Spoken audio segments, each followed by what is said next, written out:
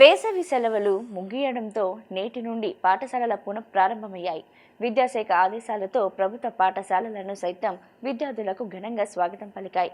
ఏడాది ఫలితాలు ఆశాజనకంగా ఉండడంతో రాష్ట్ర ప్రభుత్వం రానున్న విద్యా సంవత్సరంలో సైతం మరింత మెరుగైన ఫలితాలు సాధించే దిశగా ఉపాధ్యాయులకు కార్యాచరణ ప్రణాళికలు రూపొందించింది. 2026-27 ఏడాదిగాను నూతన విద్యా సంవత్సరం ఆరంభం కావడంతో రాష్ట్ర వ్యాప్తంగా ప్రభుత్వ ప్రైవేట్ పాఠశాలలు పునఃప్రారంభమయ్యాయి.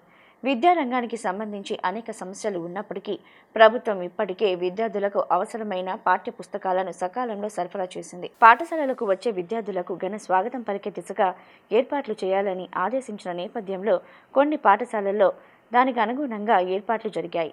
విద్యార్థులు వారి తల్లిదండ్రుల రాకతో పాఠశాలల వద్ద సందడి నెలకొంది. విద్యార్థుల రాకతో తరగతి గదులన్నీ కలకల్లాడాయి. ఇప్పటికే ప్రభుత్వం ఈ విద్యా సంవత్సరం పాఠశాల క్యాలెండర్ను విడుదల చేసింది. మొత్తం పని దినాలు 229 కాగా 87 రోజుల సెలవులు ప్రకటించారు. పరీక్షల షెడ్యూల్ సైతం విడుదల చేశారు. ఈ ఏడాది ఫలితాలు ఆశాజనకంగా ఉండడంతో రాష్ట్ర ప్రభుత్వం రానున్న విద్యా సంవత్సరంలో సైతం మరింత మెరుగైన ఫలితాలు సాధించే దిశగా ఉపాధ్యాయులకు కార్యాచరణ ప్రణాళికలు రూపొందించింది. ఈ కార్యాచరణను కట్టుదిట్టంగా అమలు చేసేందుకు విద్యాశాఖ అధికారులు సమాయత్తమవుతున్నారు.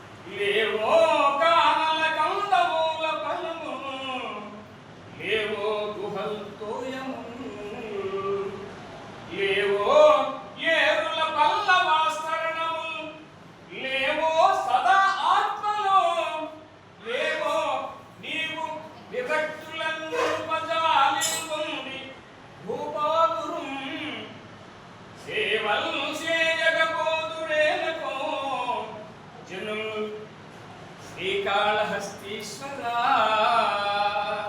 అంటే శ్రీకాళహస్తీశ్వరం ఆ పురాణ కథ మనం చూసుకున్నట్లయితే శ్రీకాళహస్తి, శ్రీ అంటే కాలిపురుగు, కాళము అంటే పాము, హస్తి అంటే ఏనుగు. ఈ మూడింటికి మోక్షాన్ని ప్రసాదించినటువంటి ఈశ్వరుడు శ్రీకాళహస్తి ఈశ్వరుడుగా కాళహస్తి క్షేత్రంలో మనం భగవంతుని దర్శించుకుంటున్నాము. ఆ మూడింటికి మోగజీవులకి మోక్షాన్ని ప్రసాదించాడు. మనం ఈ పద్యం మనం చూసుకున్నట్లయితే అడవులలో జీవించేవన్నీ కూడా అడవులలో దొరికే వాటిని తిరిగి పూజిస్తున్నాయి. అన్ని జీవరాశులు కూడా, అడవులలో తిరిగే జంతువులు కూడా, పక్షులు అన్ని కూడా అడవుల్లో ఏమేమి దొరుకుతున్నాయి అవన్నీ కూడా తిని జీవిస్తూ ఉన్నాయి.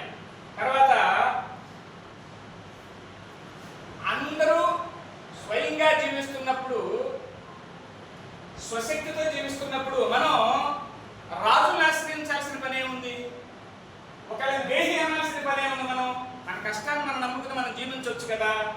ఇతరులని ఆశ్రయించి వాళ్ళ చేత తిట్లు తిని, వాళ్ళ చేత దెబ్బలు తిని, వాళ్ళ చేత చీ అనిపించుకుని బ్రతకాల్సిన బ్రతుకెందుకు?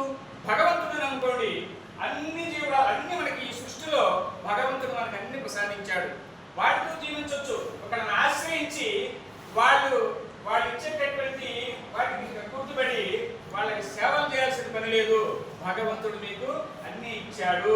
వాటిని చూసి మనం జీవించండి. వాటిని ఎక్కడ పడితే అక్కడే ఉన్నాయి. అడవులలో జీవించే జీవరాశులన్నీ కూడా చక్కగా జీవిస్తూ ఉన్నాయి.